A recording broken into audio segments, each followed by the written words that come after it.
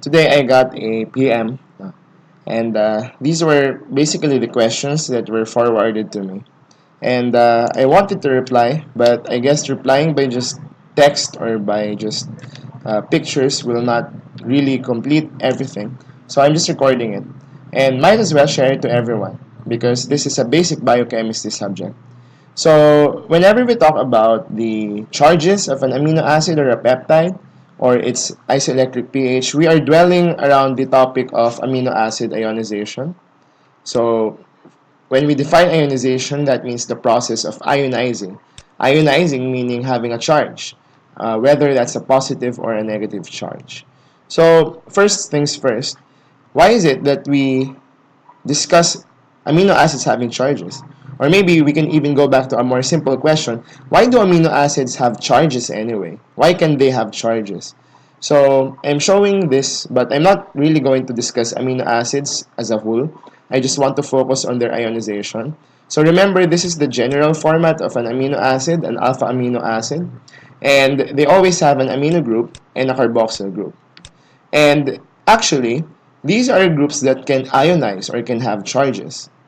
Specifically, ang carboxyl group, we can call it an acid group or an acidic group because it has the capability to donate protons. Proton can be written as H+. So if I have COOH and I said that it can donate this H, then the COOH will become COO and it will have a negative charge. On the other hand, if I have a base, in organic chemistry, usually amino groups, NH2, are bases. They have the opposite tendency. They accept H+. So if I have an NH2 group and it takes another H+, the NH2 will become NH3 and it will have this positive charge. Now what I'm trying to say here is that if we have an acidic functional group, its tendency is that it will ionize as a negative charge. For bases, on the other hand, when they do ionize, their charge is the opposite. It's positive. So acid negative, base positive. Okay? And let's apply that further. So I have this figure, and maybe we can start here. We have here an amino acid that contains the NH3 plus and the COO minus. So that means in some cases, it's possible for an amino acid to have both charges at the same time. Sometimes, if you have, let's say, a high pH, the NH3 becomes NH2, but the COO minus stays like this. Or maybe if you have a low pH, the COO minus becomes COOH, but the NH3 is the same. So you see, the pH changes, along with it the way that we look at our amino acid structures here. So that is what we will try to organize as I go along in this introductory discussion. But before I do that, I want to note that this form of the amino acid at the middle is called the Zwitter ion.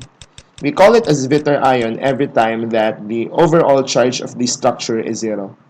Here, we have a positive 1 charge, we have a negative 1 charge. When you combine positive 1 and negative 1, its charge is 0. And again, that's the time we call it a Zwitter ion.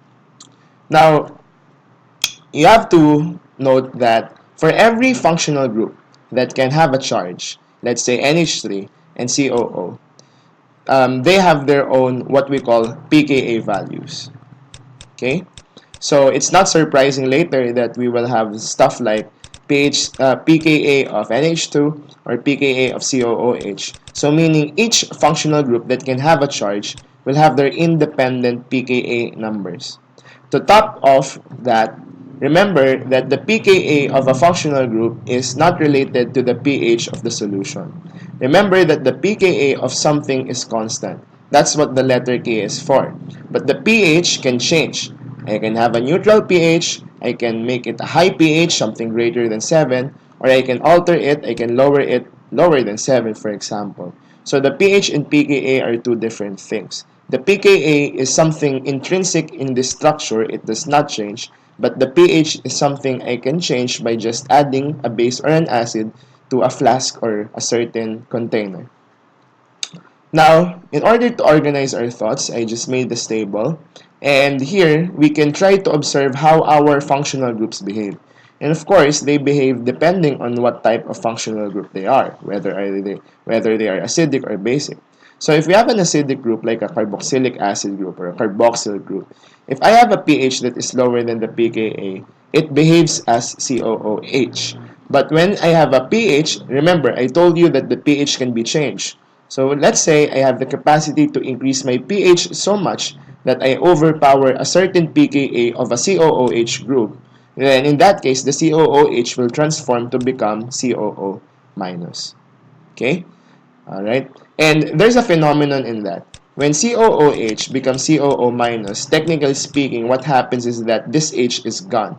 And we call that process as deprotonation, coming from the word de, removal of H+.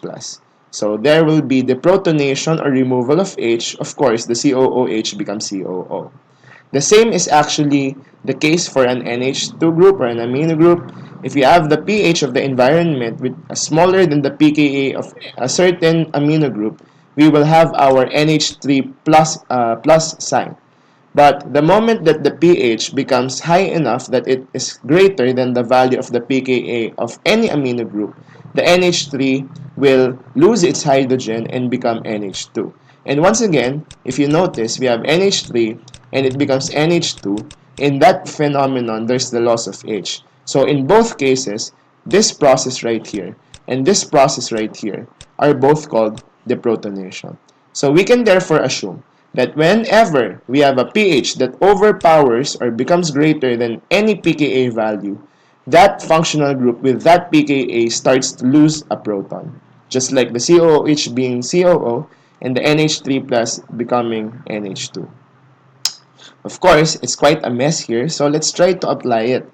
So let's say I have here the structure of the amino acid valine. And remember, once again, we have NH2 here, we have our base here, basic functional group, and we have here our acidic functional group.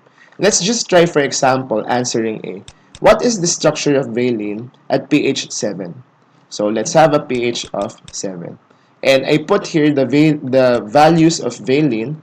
This is the pKa of the COOH, and this is the pKa of NH2. Okay? So let's see. What we're going to do is we're always going to compare the pH of the given to the pKa of something, and that will help us judge what to write.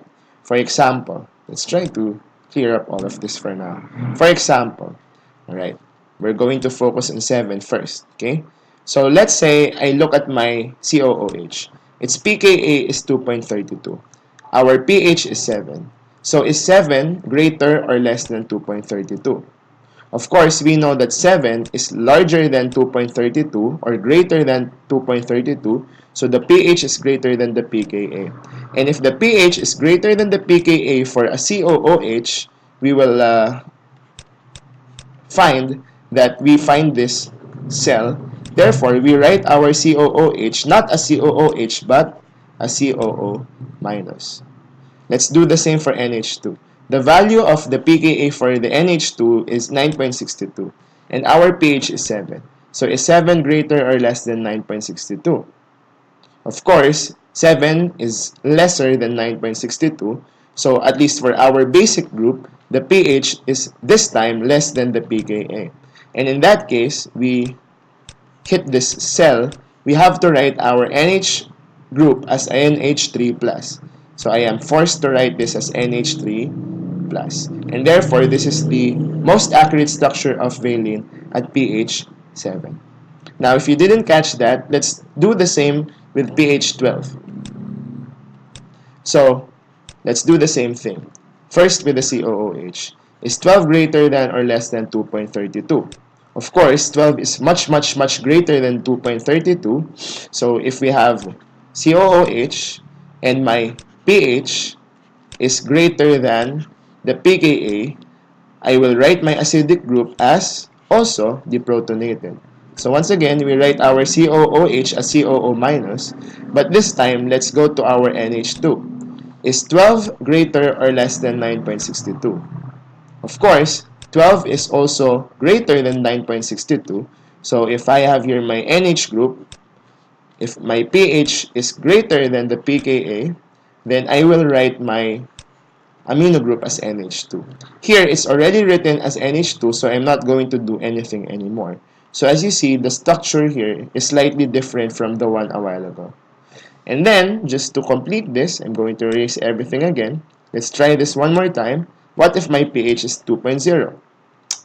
So 2 is of course less than 2.32. So if the pH is less than the pKa for COOH, I have to write it simply as COOH. So it's written as is. And now, is 2 less than or greater than 9.62? Of course, 2 is less than this one. So if the pH is less than the pKa for the amino group, I have to write the amino group as NH3 plus. So this is the last example, at least for just a single amino acid.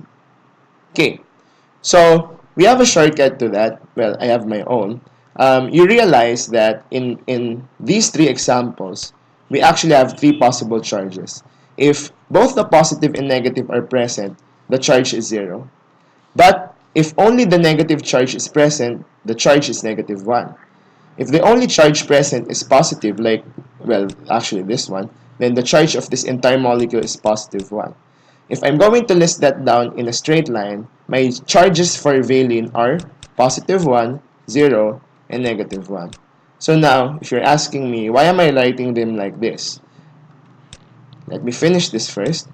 Let's say I have lines here, and these lines are going to be filled up with the values of the pKa in numerical order. So I put here first 2.32 and then here 9.62. So what am I doing in this example?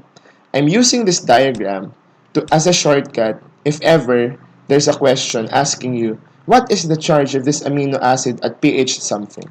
So how do I use this? For example, let's clear some of these up. Let's say you are asked. Sometimes you're not required to draw the structure anyway, right? You're just asked like, what's the charge? So for example, what is the charge of valine at pH of 7? Imagine that here, at this leftmost end, our pH is 0, and at the opposite end, our pH is 14, which is the maximum value most of the time. So let's say your starting point is 0. Then, look at the pKa values. Every time that your pH is greater than the pKa value, you move from this one, sorry, skip. From this one, you move here to the opposite side. And then if your pH is greater than the next pKa, you jump again to the other side. So for example, with a pH of 7.0, let's start here. So 7. Is 7 greater than this 2.32? Of course, 7 is greater than 2.32. So from positive 1, I will jump to 0. So currently, I am in the 0 charge. Now, 7 is 7 greater than 9.62? No. So if it's not greater than, then we are stuck at 0. That must mean that using this shortcut, our valine has a charge of 0 at pH 7. Or how about, of course, just for everyone to catch up, let's try using the next pH. How about this? What's the charge of valine if the pH is 12.0? So let's start from the starting line here, 0. So my charge is positive 1 at this stage. So is 12, so I'm using this, right? Is 12 greater than 2.32? Yes. So from positive 1, I will jump to 0. Now, is 12 greater than 9.62? Also a yes. So now, I go to negative 1. So that means at the pH of 12.0, my charge is negative 1. Or finally, just for others to really get this one, how about the charge when the pH is 2.0? Is 2.0, so let's start here at positive 1. Is 2.0 greater than 2.32? Of course not. So if it's not greater than, you're stuck here at this charge. So I can say that at the pH of 2.0, using the shortcut that I have here at the bottom, the charge of valine is positive 1. Oh wait, isn't that the structure? So meaning, we are consistent. So when I drew this one, remember, this is the structure of valine at pH 2.0. And I concluded that the charge is positive 1. But using the shortcut method I have here, we also got the same answer.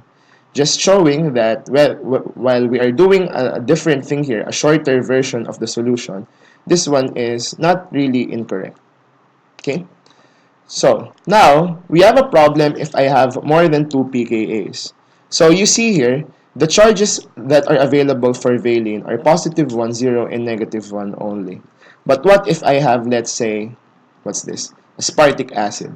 So, let's try to recall the structure of aspartic acid. Well, this is the structure of aspartic acid. But I will try to draw aspartic acid without the charges first. So remember, aspartic acid will always have the COOH, the NH2, an H at the top, and if you remember the R group of aspartic, you're supposed to be memorizing that, I guess. Most people are asked to do that. The R group of aspartic is CH2COOH. Now, why did I have to start with the structure of aspartic per se? Because remember, we have here COOH. This one has the potential to become negative. Of course, potential, it depends on the pH, as we have been solving for the last, I don't know, 5 minutes. How about the NH2? We know that depending on the pH, this can have a charge of positive, if it will have a charge. And for the bottom, notice class, or guys, this is the R group. And the reason why it's called aspartic acid is because on top of the original COOH, we have another COOH at the bottom. And if this ever has a charge, just like the COOH on top, the charge of COOH at the bottom will be negative. So what am I trying to say here? I'm trying to say that here we now have more than just the charges of positive 1, 0, and negative 1. Why? Because let's say we have a scenario wherein both negative charges are gone and we have only the positive. In this case, the charge is positive 1.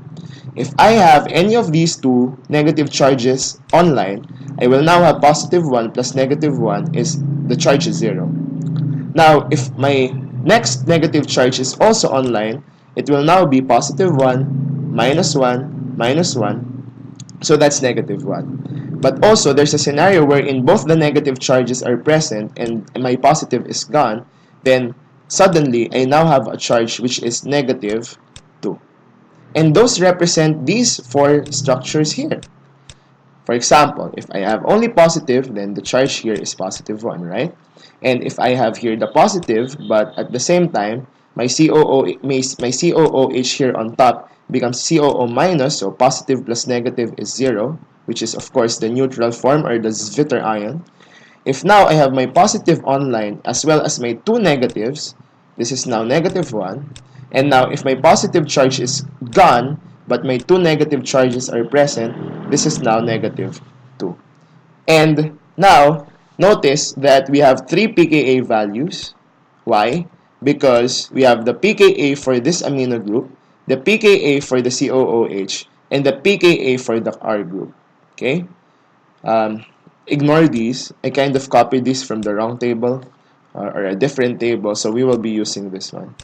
So in this case, for example, let's say at pH of I don't know 5, give me the charge, and let's do the same thing I've been doing a while ago. Let's say I start with my positive one here, and then I compare 5 to all the pKa's in this shortcut. So first, I start here. My first pKa is 1.88. Is 5 greater than 1.88? Yes. So I jump from 1 to 0. Now, is the pH of 5 greater than 3.65? Yes, again. So now I jump from 0 to negative 1. Now, is 5 greater than this pKa?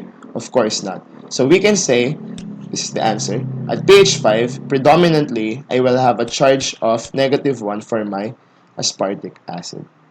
By the way, now, let me erase all of this. What if you are asked to compute the IPH? So if you have already learned the IPH in your class before, yeah, because I don't have the definition of the IPH. The IPH is the pH where the amino acid charge is equal to 0. I will not make the explanation complete here, but long story short, all you need to do to find the IPH is to find the neutral form, find the two pKa values beside that, and then average. So for example, I have 1.88 and 3.65. then I average those two, then this is my isoelectric pH or PI. Also for lysine, that would be the case. So this is lysine. Remember that lysine is basic. So here, we have also 4 charges. If both positive charges are present, remember lysine has 2 positive charges because its R group can have a positive charge. It's basic. It will have positive 2. If I have my 2 positive charges plus the negative, then it will just be negative 1. If this one is still here, but the positive charge here is gone, then my positive at the top is still there. Negative plus positive is 0. So this is the net one. And I mean, not the net, but this is the Zwitter ion, or the neutral. I meant neutral there. And then finally, if I have only my negative charge but no positive charge on both these NH2, it's negative 1. So what is the IPH for lysine? Of course, this is the Zwitter ion, right? This is the Zwitter ion. Then we will average these two pKa's beside it. So the Pi for lysine is 9.2 plus 10.8 divided by 2, whatever the uh, average is. Okay. Let me compute. 10 by 8 plus 9.2 is 20, right? Divided by 2. So it's actually 10, as in 10.0. Alright. So now that I've shown you the, let's say, shortcut on computing things or answering things like this, yeah, wait, what's going on? I used again different values, but now what does this say? So some books use, let's say, 9.2, some books use 8.95. This just means that books actually differ in their specific pKa values. So just use the reference that's given to you. You're supposed to have a table like this anyway, if ever you will solve questions similar to the one that's asked to me. So now I think we're ready to answer a question like this. Beware. In order for you to understand this next discussion fully, you must be already familiar with how to construct peptides from amino acids. If not, I will not discuss it here. Kindly refer to other recordings or lectures on how to do that. But let us answer this now. Determine the possible charges of the pentapeptide Kathy. So let's write Kathy. So we have cysteine, alanine, threonine, histidine, and tyrosine. And remember, if you're familiar with how a peptide looks like, at the rightmost side, we have a C terminus. So we have a COOH floating here. And at the leftmost side, we have the N terminus, an amino group floating there. Okay? So, what are the possible charges? And in order to know what the possible charges are, we must know what are the ionizable groups. Certainly, the amino here at the N terminus can have a positive charge, so that's counted. The COOH at the C terminus has a negative charge. But if you look at the table here, there are some amino acids whose R groups can have a positive or negative charge. Just like aspartic acid a while ago, which is negative, or lysine, whose R group is positive. So, let's see if any of these 5 letters have R groups that have pKa's. So, Kathy. Let's check. Kathy. Alright. So, aspartate is D, glutamate is E, this is H, C, I, K, R. Okay. So, C, oh look, we have C. So, we have the R group for C. It's 8.33. So, I must put that here. So, my R group for C must have a pKa of 8.33. And, by the way, if cysteine's R group ionizes, it's actually negative charge. It's the SH becoming S minus. And then what else? Let's check. A is not here. T is not here. Well, H is here. So let's look at H. Let's trace its R group, 6.0. Okay. By the way, histidine is a basic amino acid, so its R group should have a charge of positive just in case. Then next, letter Y, tyrosine. Tyrosine is also part of the list, so it has an R group with an pKa of 10.07. And for tyrosine, the OH of tyrosine can become O minus, so its charge will be minus. Alanine and threonine do not have pKa's for their R groups. Now, of course, the next step is to really check on the on the values. So let me list this down first. So we have the amino group of cysteine, we have the R group of cysteine, we have the R group of histidine, we have the R group of tyrosine, and we have the COOH of tyrosine. All in all, we have 1, 2, 3, 4, 5 ionizable functional groups. So let me carry that over to the next one. So let me write that again. NH2 of cysteine, R of cysteine, R of, what's that? Of histidine, R of tyrosine, and the COOH of tyrosine. Then let me clear all of this so that we can know exactly what we are looking for. First, the amino group of C, so C is cysteine, and I'm looking for its NH2. So NH2 of cysteine will give us 10.78. Okay, then my R for cysteine. So as you see, this is quite tedious, but this is part of the process. There's no shortcut to this one. Next, I have histidine. So histidine's R group is 6.0. So it's 6.0. Next, the R group of tyrosine. Tyrosine's R group is 10.07. Yeah. And then the the COOH of tyrosine. So this is tyrosine, this is COOH, so it will give us 2.20. Alright? Now, let me just delete the table and let's get to the questions. Okay. So what are the possible charges of the pentapeptide Kathy? Let's recall. Remember, again, the amino group can have a positive charge. The R group of cysteine can be negative. For histidine is positive. For tyrosine is negative. For tyrosine, for the COOH, any COOH is negative. And what are the possible charges? You see, if all my positive charges are online and all my negative charges are not present, then I can have a maximum of positive 2 charge. Now, if it's the opposite way around, there's a scenario that all positive charges are gone and all negative charges are present. So as far as the negative sign is concerned, we have a max of negative 3. Then, you know what we're going to do? We're going to make a table or a line from positive 2 to negative 3 the same way we've been doing it all the time for the last, I don't know, 10 minutes already. So let's do it. Positive 2, then line, positive 1, line, 0, line, negative 1, line, negative 2, line, negative 3. And of course, on those lines, we must write the pKa values in order, starting from 2.20. Then after that, the next number is 6.0, then 8.33, then 10.07, and then 10.78. So, if ever you're asked to compute the isoelectric pH, again, what we're going to do is to find 0, or the Zwitter ion. So this is the Zwitter ion. So these are the two pKa's beside it. So for the pentapeptide Kathy, its isoelectric pH is simply 6.0 plus 8.33. You're not going to add the other pKa values anymore in the computation. Just divide it by 2, you're done with the PI. So I don't know, what's this?